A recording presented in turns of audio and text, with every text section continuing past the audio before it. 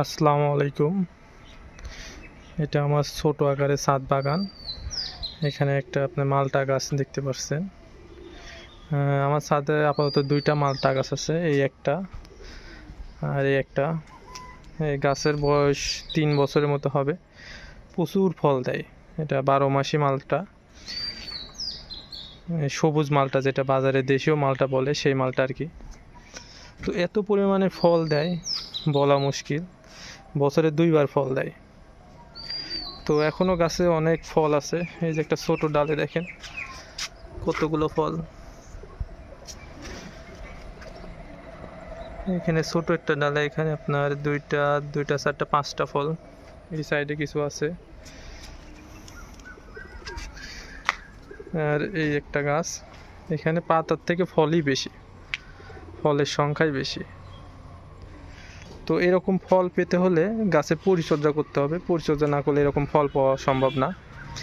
আমি গত 3 বছর যাবত এই গাছ থেকে এরকমই ফল পাচ্ছি। তো পরিচর্যাটা করলে, সঠিকভাবে পরিচর্যাটা করলে এরকম ফল পাওয়া সম্ভব। তো ছাদের উপরে এরকম যদি এটা মাটিতে হয়তো আরও বেশি ফল দিত। আমি এই হাইটের বেশি আমি গাছকে বড় হইতে দিই না, আমি উপর থেকে ডাল কেটে দিই।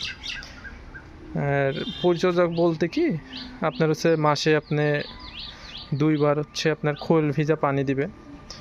তারপরে বাসায় যে আপনার পেঁয়াজে রসুন, তারপর আপনার সবজি, এগুলো এক জায়গায় জোগাড় করবেন, করে পানি দিয়ে রাখবেন।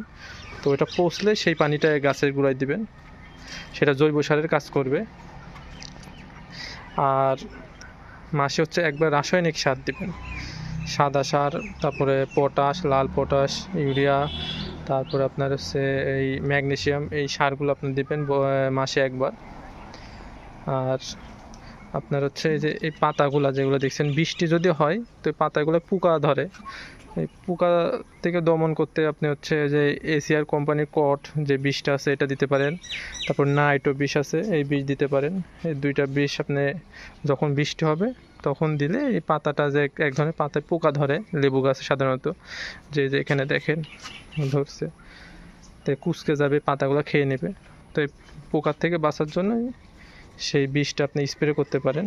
আর মাসে হচ্ছে 2বার আপনাকে হচ্ছে জিঙ্ক এবং বোরন, এই দুইটা একসাথে করে স্প্রে করতে হবে। যদি এরকম পরিচর্যা আপনি করতে পারেন, একটু কষ্ট হবে, তবে পরিচর্যা করতে পারলে আপনি এরকম ফল পাবেন, বছরে 2বার ফল পাবেন। তো যারা হচ্ছে ছাদে এরকম গাছ লাগাতে চাচ্ছেন, 12 মাসি মালটা গাছ, তারা লাগাতে পারেন, সমস্যা নেই, তবে একটু পরিচর্যা করতে হবে।